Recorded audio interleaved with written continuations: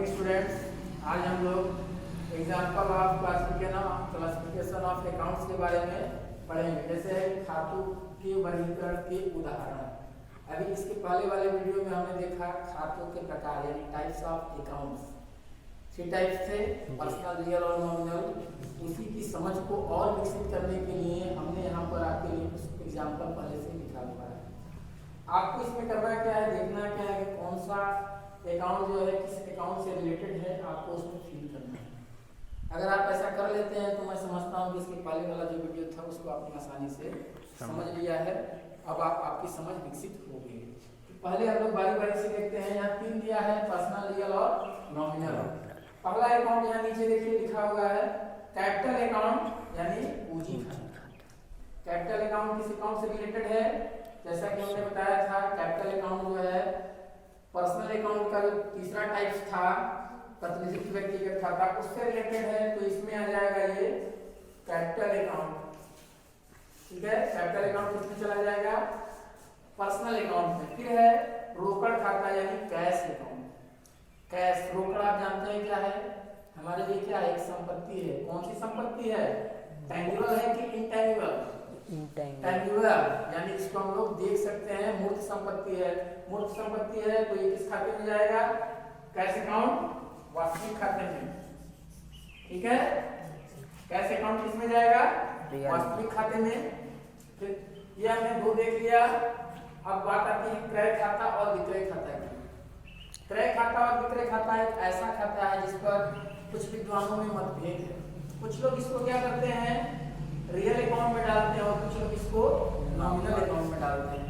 Actual में होता क्या है, इसको हम लोग थोड़ा सा समझ लेते हैं विस्तार से। ये जो माल खाता होता है यानी गुड्स अकाउंट, उसी का जब हम लोग विभेद करते हैं, डिस्क्रिमिनेट करते हैं, तो इसमें से 6 अकाउंट निकलते हैं।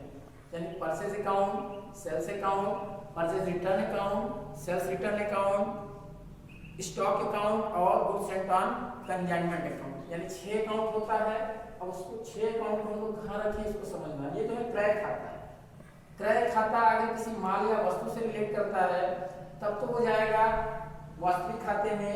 लेकिन अगर हम यह देखें कि क्रय पर इतना का खर्च हुआ, व्यय हुआ, या इतने रुपए का आय हुआ, तब ये चला जाएगा नाम मात्र के खाते में। विक्रय खाता यानी फिर वस्तु से संबंध है तब ये जाएगा वास्तविक खाता में। लेकिन अगर विक्रय का संबंध है, विक्रय पर लाभ होता है या विक्रय पर हानि होती है, तब ये कहाँ जाएगा? नॉमिनल अकाउंट, नाम मात्र के खाते में। तो क्रय और विक्रय खाता को जनरली हम लोग क्या करते हैं, नाम मात्र के खाते में ही रखते हैं। तो इसमें हम रखेंगे, ये हो जाएगा परचेज अकाउंट, सेल अकाउंट,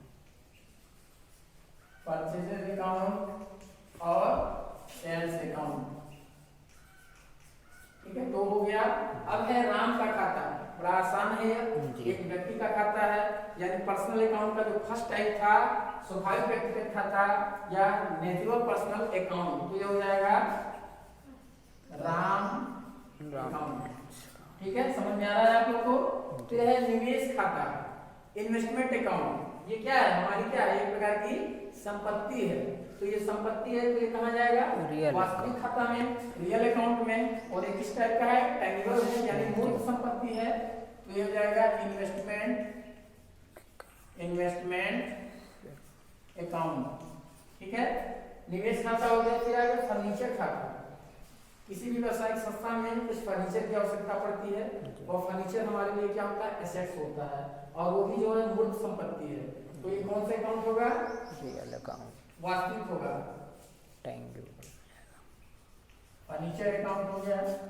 फिर देखते हैं बट्टा खाता यानी डिस्काउंट अकाउंट। डिस्काउंट क्या है? जैसे कोई व्यक्ति कोई माल खरीदता है तो उस पर हमको डिस्काउंट कुछ देना पड़ता है, या हम किसी से कोई माल खरीदते हैं तो कुछ डिस्काउंट मिलता है।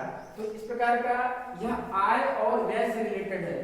तो ये आय और व्यय, बट्टा खाता क्या है? आय और व्यय से रिलेटेड है। डिस्काउंट क्या है? आय और व्यय से रिलेटेड। तो किसमें जाएगा? नाम मात्र के खाते में। तो यहाँ हो जाएगा डिस्काउंट अकाउंट, डिस्काउंट अकाउंट। फिर है कमीशन खाता।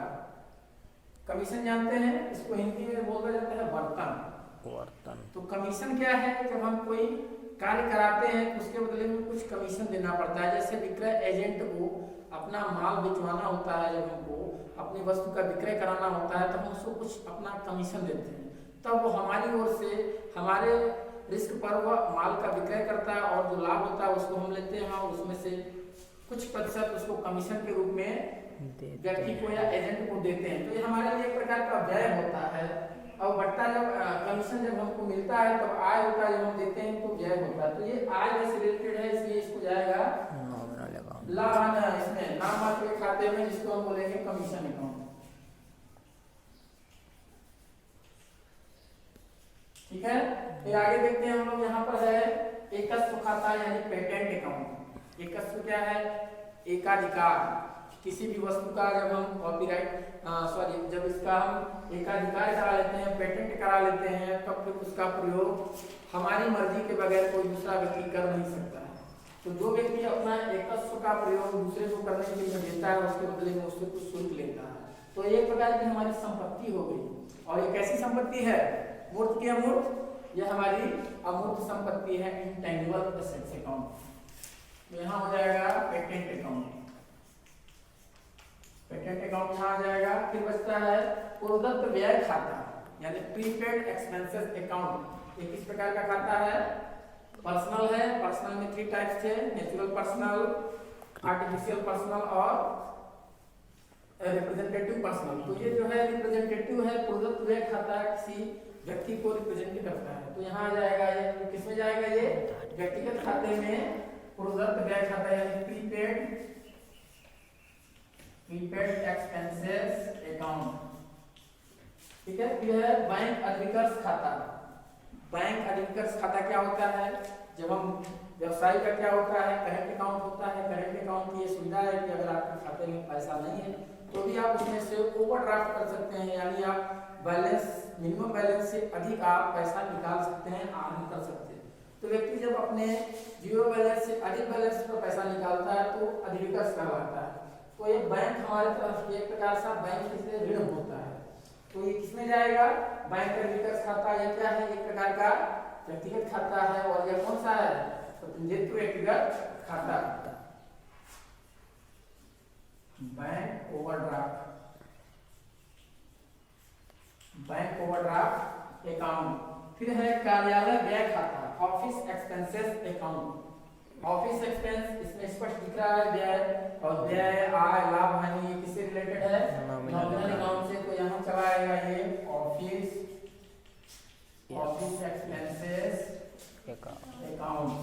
फिर अब बात करते हैं हम लोग विज्ञापन व्यय खाता। इसमें भी व्यय लगा हुआ है। व्यक्ति और संस्था जो होते हैं अपने उत्पाद का विक्रय करने के लिए कुछ विज्ञापन खर्च करते हैं। तो ये खर्च जो होता है हमारे लिए क्या है? हानि है। तो इसको हम नाम मात्र के खाते में रखेंगे। कहाँ रखेंगे? Advertisement account. ठीक है, एडवर्टाइजमेंट अकाउंट ये आ जाएगा इसमें। फिर है ह्रास खाता। ह्रास यानी डिप्रिसिएशन। ह्रास क्या होता है? जब किसी वस्तु के मूल्य में स्नेह और स्थायी कमी होती है तो उसे हम ह्रास कहते हैं। यह मूल्य कई कारणों से हो सकता है, मूल्य में कमी कई कारणों से हो सकता है।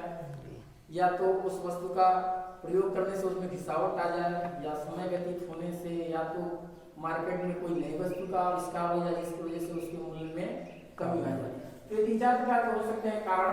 तो ह्रास क्या है? एक प्रकार का हानि है। हमारे लिए क्या है? हानि। और हानि लाभ आय किससे रिलेटेड है? नाम मात्र के खाते से। तो डिप्रिसिएशन अकाउंट कहाँ चला जाएगा? डिप्रिसिएशन अकाउंट नॉमिनल अकाउंट हो जाएगा। फिर है संयंत्र खाता। संयंत्र यानी प्लांट अकाउंट। संयंत्र यानी प्लांट, जो हमारा कारखाना होता है, जो हमारी मशीनरी होती है, उसे हम क्या करते हैं? संयंत्र खाता यानी प्लांट अकाउंट। तो ये हमारी क्या है? एक तरीके से हमारी संपत्ति है। कौन सी संपत्ति है? मूर्त संपत्ति है। तो हमारा ये एसेट्स अकाउंट होगा और इसमें हम लिख देंगे प्लांट अकाउंट। ठीक है। फिर है संचय खाता यानी रिजर्व अकाउंट।